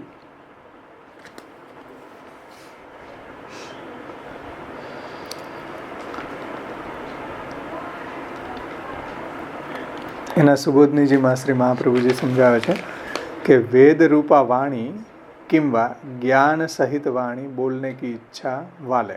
એટલે શું બોલવાની ઈચ્છા વાળે એમ, તો કે વેદ રૂપા વાણી, એમ વેદ રૂપા વાણી પ્રગટ કરવાની ઈચ્છા થઈ, અથવા જ્ઞાન સહિત વાણી બોલने की इच्छा वाले व्यापक आकाश रूप भगवान के विवरणात्मक मुख के, એટલે કે व्यापक मुख के हेतु से, कारण कि आकाश में ही शब्द उत्पन्न होता है. આપણે આગળ જોઈ ગયા હતા ને, હરેકના જેમ પૃથ્વીની અંદર ગંધ છે એમ આકાશમાં શબ્દ છે, એમ પંચમહાભૂતોની અંદરથી એક એક તન્માત્રાઓ થઈ ને, એમ जो आकाश में ही शब्द उत्पन्न होता है वाणी पैदा हुई. जैसे तालु रूप में जिह्वा रहती है, એટલે જેમ આપણા મોઢાની અંદર તાળવાની વચ્ચે જીભ રહે છે, उसी तरह मुख के मध्य में आकाश होता है. એટલે આ વિરાટ છે ને મુખના મધ્યમાં, આપણા મુખના મધ્યમાં પણ આકાશ હોય, मतलब ખાલી જગ્યા. और उस आकाश में वाक इंद्री रहती है. ये आकाशની અંદર वाक इंद्री એટલે વાણી રહે છે. इसमें पहले अग्नि देवता का निवास कहा गया है. એટલે વાણીના દેવતા અગ્નિ છે, क्योंकि वाक है वो स्त्री है. वाणी છે स्त्री છે. वह अपने पति वहनी के बिना बाहर नहीं आ सकती. એટલે વાણી જે છે એ પોતાના પતિ અગ્નિ, વહની જે છે અગ્નિ છે, એના વગર બહાર પ્રગટ ન થાય. જે વાત કુસાઈજીએ નૈહન્યો વાગધીસા શ્રુતિગણ વચસામ ભાવમ આજ્ઞા તુમિષ્ટે યસ્માત સાધ્વી સ્વભાવમ પ્રકટે હતી વધુર અગ્રત અપત્યુરેવ. ત્યાં સમજાયું કે ભાઈ વાકપતિ જે છે અગ્નિ છે, એના વગર એ વાણીનું રહસ્ય કોઈ જાણી શકે નહીં. એટલે અહીં કહે છે કે ક્યોંકि વાક સ્ત્રી है वो अपने पति वहनी के बिना बाहर नहीं आ सकती. वहन यानी अग्नि, इसलिए पहले देवता का निरूपण किया गया है। अग्नि, उससे अन्यत्र भी पहले દેવતા, પીછે ઇન્દ્રિય કા નિરૂપણ સમજ લેના. એટલે બીજી બધી જગ્યાએ આ જ રીતે સમજવું કે પહેલા દેવતા પ્રગટ થયા અને પછી ઇન્દ્રિય પ્રગટ થઈ. વ્યાહરતમ તયો, બોલી उन दोनों से संबंध रखती है. એટલે વાણી જે છે, બોલી यानी वाणी, वाणी उन दोनों से संबंध रखती है, इसलिए वाणी का व्यापार देवता के शासन में इंद्रिय से किया जाता है. એટલે જે વાણીનો વ્યાપાર છે, વાણી જે આપણે બોલીએ છીએ, वो वाणी का व्यापार देवता के शासन में, એટલે દેવતા જે છે એને કંટ્રોલ કરે છે, देवता के शासन में इंद्रिय से किया जाता है. એટલે ઇન્દ્રિયથી આપણે એને બોલીએ છીએ. केवल इंद्रिय से नहीं, केवल इंद्रिय જે છે એ કાંઈ કરી શકે નહીં. यह सिद्ध किया गया है. એની અંદર એના અધિષ્ઠાતા દેવતા હોય તો જે એની અંદર જે સૂક્ષ્મ ઇન્દ્રિય છે એ કામ કરે. એટલે અહીં કહે છે કે इससे अन्यत्र भी पहले देवता पीछे इंद्रिय का निरूपण समझ लेना. व्याहरतम तयो यानी कि वाणी उस दोनों से संबंध रखती है, એટલે देवता અને इंद्रिय. इसलिए वाणी का व्यापार देवता के शासन में इंद्रिय से किया जाता है. એટલે દેવતા જેને કંટ્રોલમાં રાખે છે એવી જે ઇન્દ્રિય છે એનાથી પછી વાણી પ્રગટ થાય. કેવલ ઇન્દ્રિય से नहीं सिद्ध किया गया. એટલે ઇન્દ્રિય હોય છતાં એને બોલી ન શકે એવું બની શકે. એનું કારણ શું? એના અધિષ્ઠાતા દેવતા છે એને કારણે ઇન્દ્રિય છે એ એક્ટિવ થાય. केवल इंद्रिय से नहीं सिद्ध किया गया, यह बात सभी जगह नियत है. અને બધી જગ્યાએ આ વાત નિયત જ છે, ફિક્સ છે, સમજાવેલી જ છે.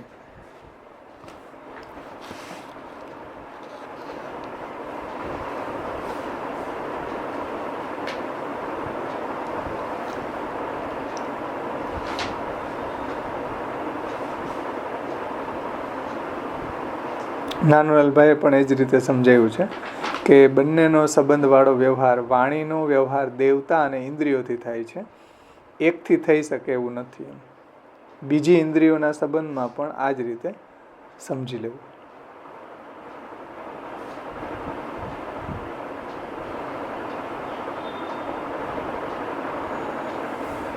ત્યાર પછી આગળનો શ્લોકમાં इसी तरह जब विराट पुरुष का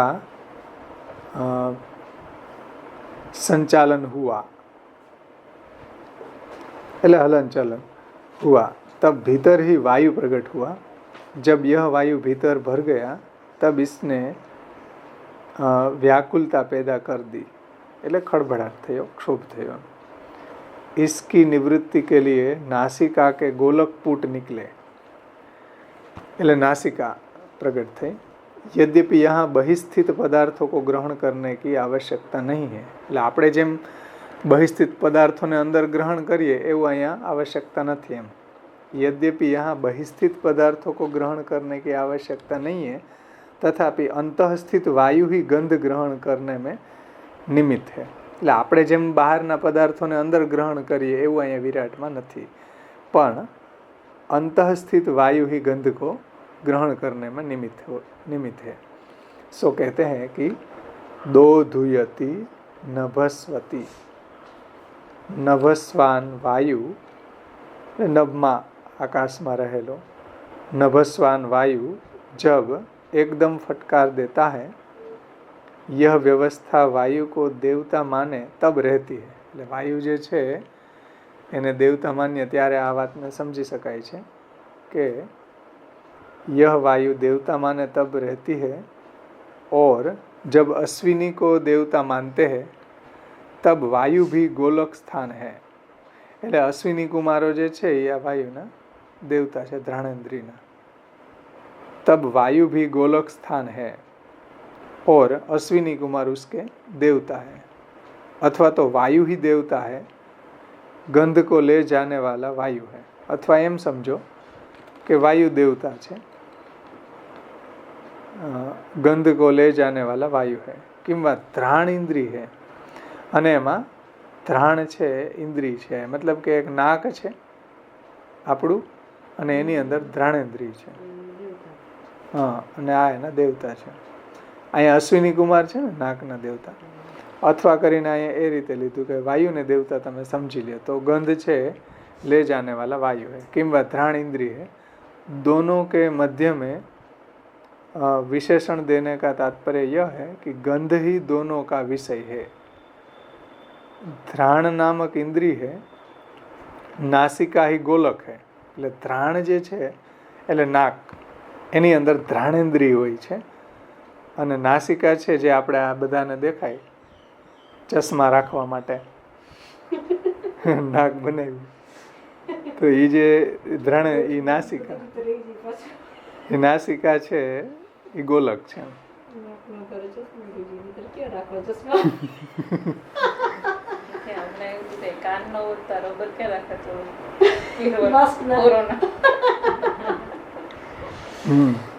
અથવા તો ગોલક કા આધાર है, અથવા જે આ ગોલક છે नासिका ही गोलक है, अथवा तो गोलक का आधार है. गंध को ग्रहण करने की जब भगवान की इच्छा हुई तो नाक में घ्राण इंद्रिय उत्पन्न हो गई. એટલે જ્યારે એને ગંધને ગ્રહણ કરવાની ઈચ્છા થઈ ત્યારે ઘ્રાણેન્દ્રિય, કારણ કે ઘ્રાણેન્દ્રિય ન હોય તો ગંધ શું આવે છે એ એને ફિલિંગ જ ન થાય, સેન્સિટિવિટી જ ન હોય. ઘણાને કંઈક બરી જતું હોય ને તો એને કંઈ ખબર જ ન પડે, એની ઘ્રાણેન્દ્રિય વહી ગઈ હોય.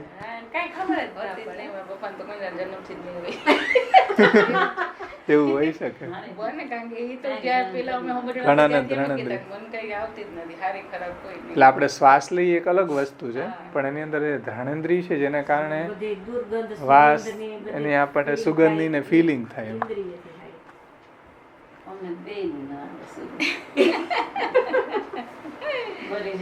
એટલે ઘણાને સેન્સેશન ઓછું હોય, ઘણાને વધારે હોય, એવું હોઈ શકે.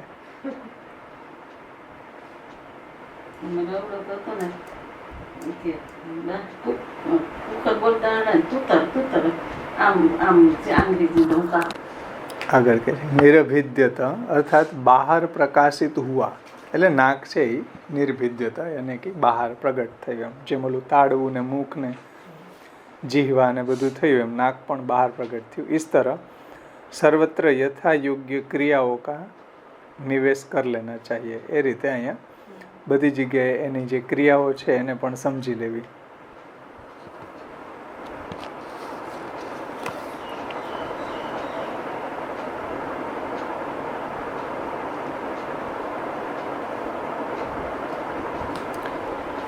નાનલાલભાઈએ છેલ્લે લાસ્ટમાં એ વાત સમજાવી કે નાકથી સૂંઘવાની ઈચ્છા કરનારમાં નાસિકા ગોલકના ઠેકાણે છે, અથવા કરીને બીજો અર્થ કર્યો કે ગોલકના આધારરૂપ છે, અથવા તો તમે એને ગોલકના આધારરૂપ સમજી લો.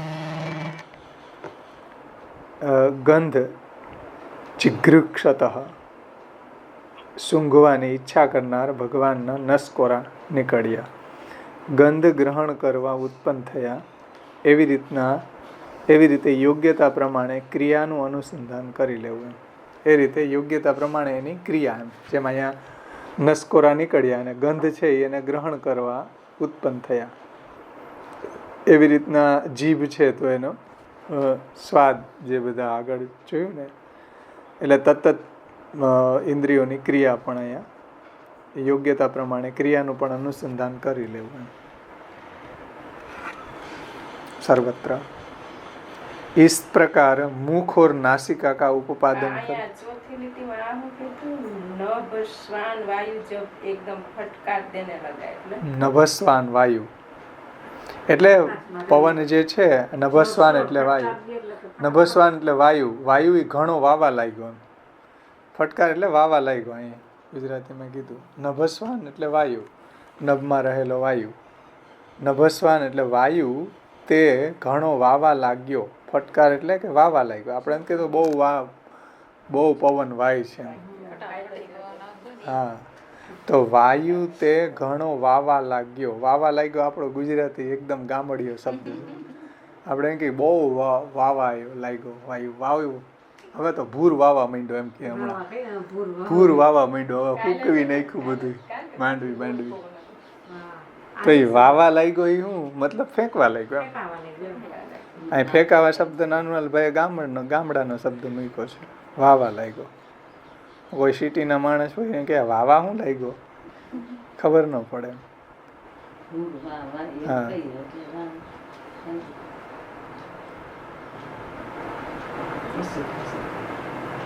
એના ઉપરથી જ વાવા જોડું એમાં વાવા લાગ્યો, પટકારવા લાગ્યો, એના ઉપરથી વાવા જોડું થઈ ગયું.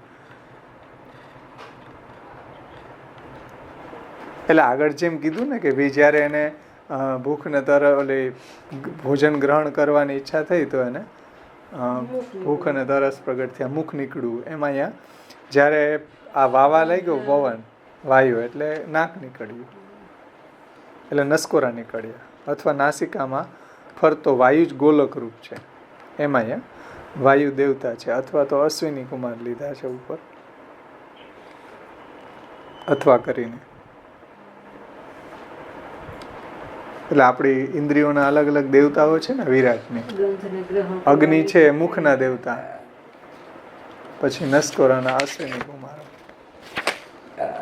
ત્યાર પછી 21-22 શ્લોકમાં इस प्रकार मुख और नासिका का उपादन करके अब नेत्रों का निरूपण करते हैं. હવે નેત્ર પ્રગટ થયા વિરાટને. 2 શ્લોક એમાં સાથે જ છે, 21-22.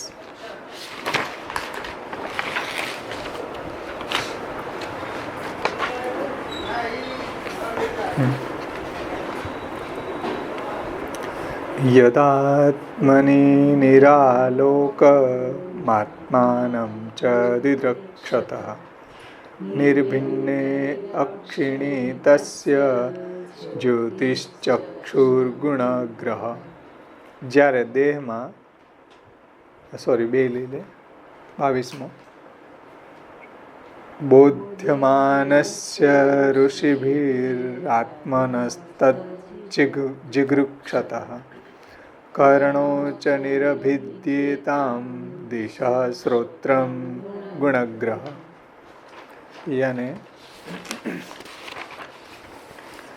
जब इस विराट पुरुष ने अपने आप को प्रकाश रहित देखा और उसे देखने की इच्छा हुई, तब उसके आँख के गोलक यानी कि स्थान निकले. એટલે જેમ આપણા આંખો છે આ એ આંખના ગોલક કહેવાય, એ પ્રગટ થયા. और उनमें सूर्य देवता और चक्षु इंद्रिय स्थित हुए. જેમ આગળ પણ આપણે જોઈ ગયા એના ઇન્દ્રિય એના દેવતા, એ રીતે અહીંયા આંખ જે છે એ ગોલક સ્થાન છે અને એના દેવતા છે એ સૂર્ય છે, અને આંખની અંદર રહેવાવાળી चक्षु इंद्रिय છે. तो आँख के गोलक स्थान निकले और उनमें सूर्य देवता और चक्षु इंद्रिय स्थित हुए, जिससे रूप गुण का ग्रहण होने लगा. એનાથી એ જો કોઈ પણ પદાર્થનું રૂપ અને ગુણને ગ્રહણ કરી શકાય. ऋषि लोग जब इस विराट भगवान की स्तुति करने लगे, तब अपने स्वरूप को जानने के लिए जब सुनने की इच्छा हुई, तब उनके कान के गोलक बन गए. એટલે જ્યારે ઋષિ મુનિઓ ભગવાનની સ્તુતિ કરવા માંડ્યા તો એને સ્તુતિ સાંભળવી ને ભગવાનને, એટલે એના કાન નીકળ્યા સ્તુતિનું શ્રવણ કરવા માટે. તો गोलक ऋषि लोग जब उस विराट भगवान की स्तुति करने लगे, तब अपने स्वरूप को जानने की इच्छा के लिए, એટલે આ વિસ્તુતિનું શ્રવણ કરવા માટે सुनने की इच्छा हुई, तब उसके कान के गोलक बन गए और उनमें दिग એટલે दिशा देवता, दिग यानी दिशा देवता और श्रोत्र इंद्रिय स्थित हुए, जिससे शब्द का ग्रहण होने लगा. એટલે શ્રોત્ર इंद्रिय, दिशा એના દેવતા અને શબ્દ વગેરેનું શ્રવણ, ઋષિ મુનિઓના જે સ્તુતિ છે એનું શ્રવણ કરવાની ઈચ્છા થઈ વિરાટને. એના સુબોધનીજીમાં આચાર્યજી સમજાવે છે કે जब विराट के देह में अप्रकाश था, अर्थात मैं कैसा हूँ यह जब उसे न दिखने लगा, तो मैं किस प्रकार के स्थान में रह रहा हूँ, किंवा अपने संबंधी सब वस्तु को देखने की जब उसको इच्छा हुई, तब आंखें बनी. એટલે જેમ જેમ જે વસ્તુની જરૂર પડતી ગઈ તેમ તેમ તે વસ્તુ પ્રગટ થતી ગઈ. કહેવાનું તાત્પર્ય છે भगवान की चक्षु आदि इंद्रिया को भौतिक आलोक की अपेक्षा नहीं है. એટલે ભગવાનની જે ચક્ષુ આદિ ઇન્દ્રિય જે છે એને આવા કોઈ ભૌતિક આલોકના પદાર્થોની અપેક્ષા નહીં है. यह कह दिया. सो न तो भगवान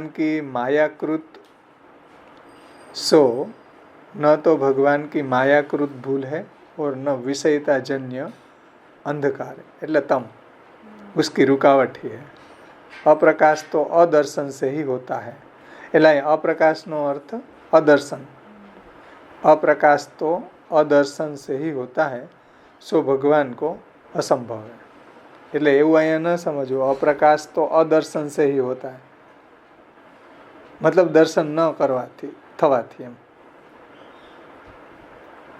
એવું ભગવાન માટે સંભવ નથી. એને નાનવલભાઈ એ રીતે સમજાવ્યું છે એમાં થોડું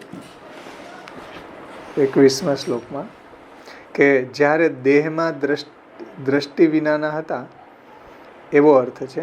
આત્મા દેહ તે સંબંધમાં હું કેવો છું એમ જ્યારે તેમને ન જાણ્યું ત્યારે હું કેવા સ્થાનમાં છું તે અને પોતાના સંબંધનું બીજું પણ જાણવાની ઈચ્છા થઈ ત્યારે બે ચક્ષુ વગેરેને દર્પણની જરૂર નથી. ત્યારે બે ચક્ષુ વગેરે પ્રગટ થયા. તો એ બે ચક્ષુ વગેરેને દર્પણની જરૂર નથી એમ પહેલાં જ કહેલું છે. તેમને તો માયાથી મોહ થયેલો ન હતો, તેથી માયા એ દ્રષ્ટિને અટકાવેલી ન હતી. 1 નંબરની ફૂટનોટ છે. માયા એટલે તમ. જેમ આપણી દ્રષ્ટિ છે એ તમમાં અટકાઈ જાય ને, મતલબ આપણે કંઈ જોઈ ન શકીએ એમ. તમ છે માયાથી મોહ થયેલા ન હતા, મતલબ આપણે જેમ માયા અંધકાર પ્રકાશ અભાવે અંધકાર જનનવત. માયા છે એ પ્રકાશના અભાવમાં અંધકાર રૂપી વિષયતાને પેદા કરે છે. તો એ માયાથી આ વિરાટને કોઈ મોહ થયેલો ન હતો. એટલે બે જે વિષયતા છે ને, એક પ્રકાશ અભાવે અંધકાર જનનવત અને દર્પણે મુખ જનનવત. બે વાત જે આપણે રૂતેર્થમાં સમજી ગયા ને, તો એ અહીંયા ન સમજી લેવી જે આપણને એના કારણે મોહ થઈ રહ્યો છે. એટલે અહીં દર્પણની એને જરૂર નથી, બે ચક્ષુ વગેરેને દર્પણની જરૂર નથી એમ પહેલાં જ કહેલું છે.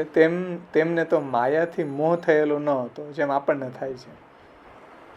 તેથી માયા એ દ્રષ્ટિને અટકાવેલી ન હતી. જેમ એમાં માયાનો અર્થ કર્યો અહીંયા જો તમથી આપણી દ્રષ્ટિ જેમ અટકાઈ જાય છે કે આપણે જોઈ નથી શકતા, એવું આ વિરાટમાં નથી.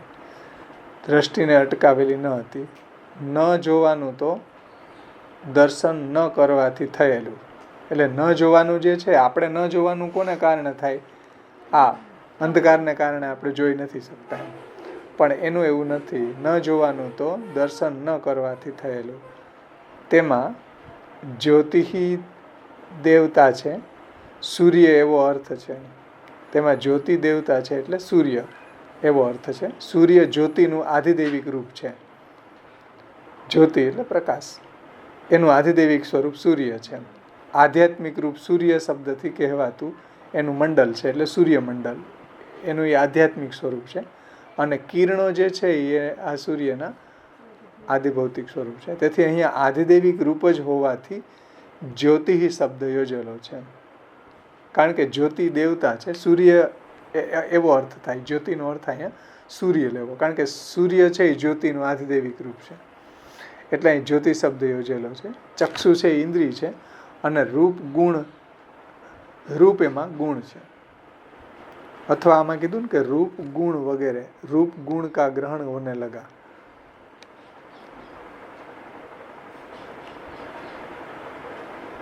મતલબ ચક્ષુ જે છે એ રૂપને ગ્રહણ કરે છે. કોઈ પણ વસ્તુ જે છે એના રૂપને, એના ગુણને એ ગ્રહણ કરે છે. 5 જ્ઞાનેન્દ્રિયોના ગુણો મધ્ય રૂપ જ પ્રસિદ્ધ હોવાથી દેવતા અને ઇન્દ્રિયોથી ગુણનું જ્ઞાન થાય છે એવો અર્થ છે. મતલબ કે 5 જ્ઞાનેન્દ્રિયો છે આપણી આંખ, કાન, મુખ, ત્વચા અને નાક. તો એ 5 જ્ઞાનેન્દ્રિયો છે એ 5 જ્ઞાનેન્દ્રિયોના ગુણો મધ્ય રૂપ જ પ્રસિદ્ધ હોવાથી, એટલે આંખથી જે આપણને રૂપ ગ્રહણ થાય છે એ રૂપ જ પ્રસિદ્ધ હોવાથી દેવતા ઇન્દ્રિયોથી ગુણનું જ્ઞાન થાય છે. એટલે દેવતા અને ઇન્દ્રિય એનાથી આપણને એ રૂપ કે કોઈ પણ ગુણોનું જ્ઞાન થાય છે, એવું અહીંયા તાત્પર્ય છે. મતલબ કે ઇન્દ્રિયો જ ન હોય, માનો કે ગોલક હોય તો જ્ઞાન ન થાય એમ. એટલે ઇન્દ્રિયને કંટ્રોલર પાછા એના દેવતા ન હોય તો એ જ્ઞાન ન થાય. જે આગળના શ્લોકમાં એવું છે ને કે દેવતા જે છે એને કારણે ઇન્દ્રિયોનું સંચાલન થાય છે. જો પહેલા દેવતા અને પછી ઇન્દ્રિય થાય ને તે બેનો વાણીનો વ્યવહાર થાય. એમાં આગળનો શ્લોક જે 19મા શ્લોકમાં એ વાત કરી હતી ને, હા, એટલે ઇન્દ્રિયો જે છે એ એકલી કાંઈ ન કરે એમ, દેવતા જે છે એને એ પ્રેરણા કરે ત્યારે વ્યવહાર થાય છે એમાં, અને એકલી ગોલક કાંઈ ન કરી શકે.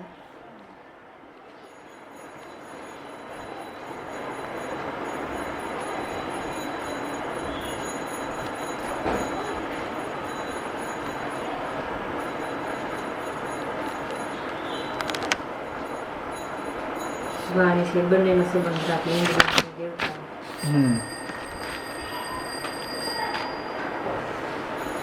એટલે અહીંયા જે સેન્ટેન્સ આપ્યો ને, અપ્રકાશ તો અદર્શન से ही होता है, सो भगवान में संभव नहीं है, असंभव है.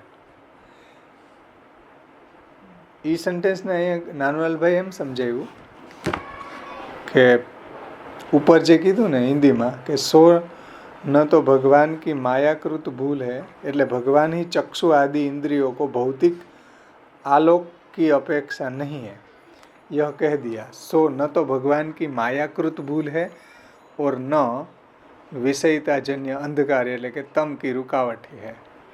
એટલે ઉપર જે કીધું ને भगवान की चक्षु आदि इंद्रिय को भौतिक आलोक की अपेक्षा नहीं है, यह कह दिया. सो न तो भगवान की मायाकृत भूल है और न विषयताजन्य अंधकार यानी कि तम की रुकावट ही है. अप्रकाश तो अदर्शन से ही होता है. એટલે જે કોઈ વસ્તુ છે ને એનો પ્રકાશ આપણને અદર્શનથી, મતલબ કે અપ્રકાશ તો અદર્શન से ही होता है. એટલે કોઈ પણ વસ્તુ જે છે આપણને પ્રકાશ ન હોય એટલે એ વસ્તુને આપણે જોઈ નથી શકતા એમ, અદર્શન થાય. એવું અહીંયા ભગવાનમાં નથી. એ વાતને નાનવાલભાઈ એમ સમજાવી કે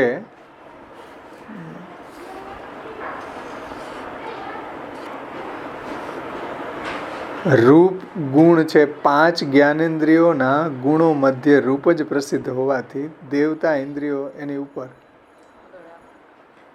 21મો, હા ઉપર,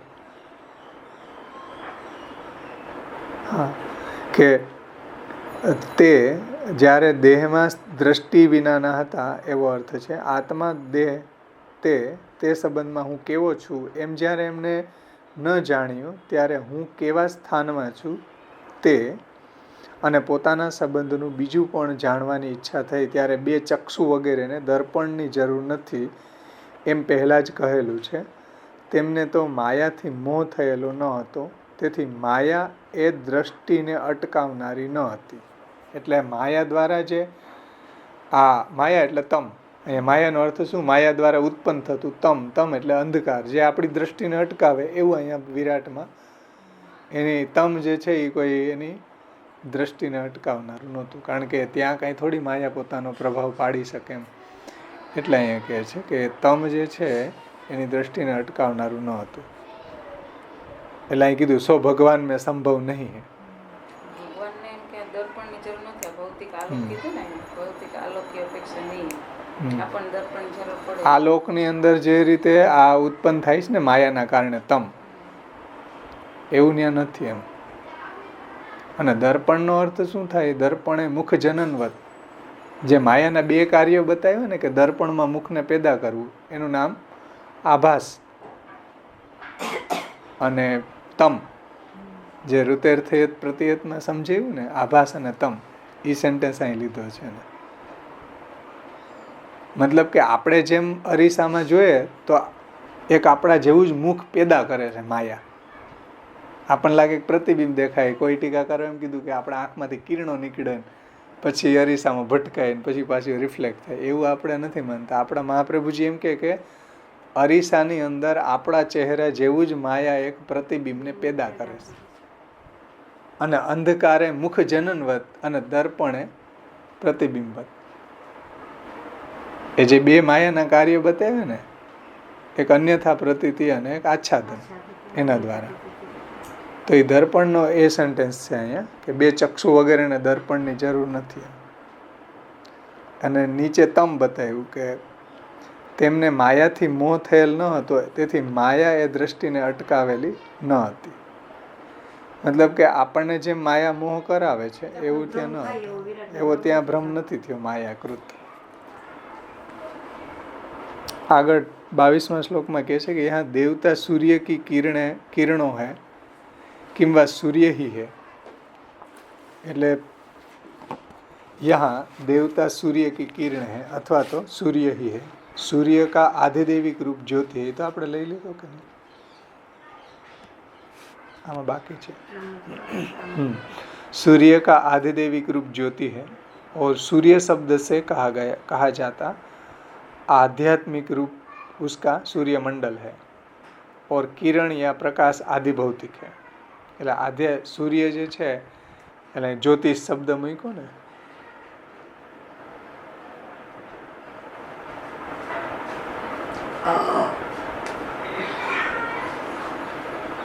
શ્લોકમાં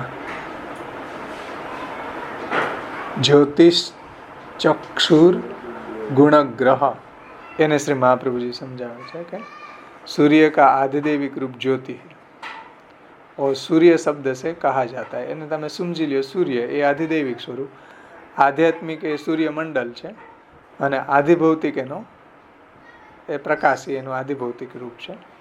वहाँ आधिदेविक ही अभिष्ट है, इसलिए ज्योति शब्द का प्रयोग है એ आधिदेविक ने दर्शावा માટે. यहाँ चक्षु इंद्रिय है और गुण रूप है. એટલે એમાં ગુણ છે, રૂપ છે. એમ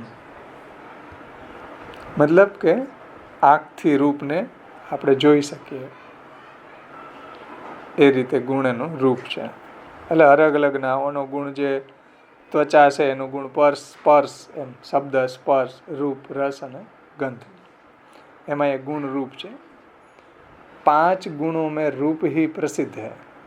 એટલે શબ્દ, સ્પર્શ, રૂપ, રસ, ગંધ, એમાં रूप ही प्रसिद्ध है.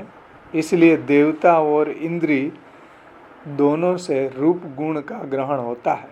એટલા માટે અધિષ્ઠાતા દેવતા અને ઇન્દ્રી એનાથી રૂપનું ગ્રહણ થાય છે. यह कहा. इसके बाद महापुरुष भगवान की मंत्र रूप ऋषियों ने स्तुति की. तब परब्रह्म रूप से कहाते अपने आप को किंवा अपने आत्मा को सुनने की इच्छा से, એટલે પોતાના સ્વરૂપની, પોતાની સ્તુતિને સાંભળવાની ઈચ્છાથી उनके कहे अर्थ को समझने की इच्छा से गोलक रूपी कान निकले. यहाँ दिशा ही देवता है और श्रोत्र इंद्री है. એટલે કાન જે છે એની ગોલક છે, એમાં દિશા દેવતા છે અને શ્રોત્ર ઇન્દ્રિય છે, और शब्द का सुनना ही गुण ग्रहण है.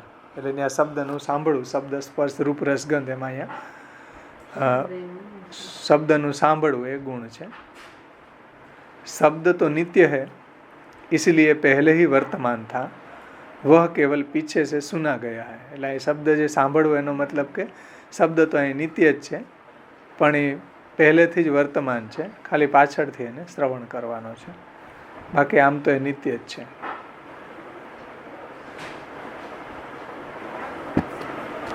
આમાં આપણે નાનલાલભાઈમાં જોઈ લીધું ને.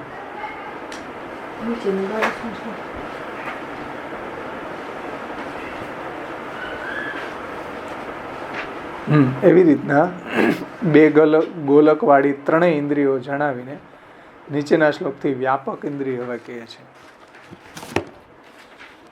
વ્યાપક ઇન્દ્રિયનું વર્ણન કરે છે 23મા શ્લોકમાં.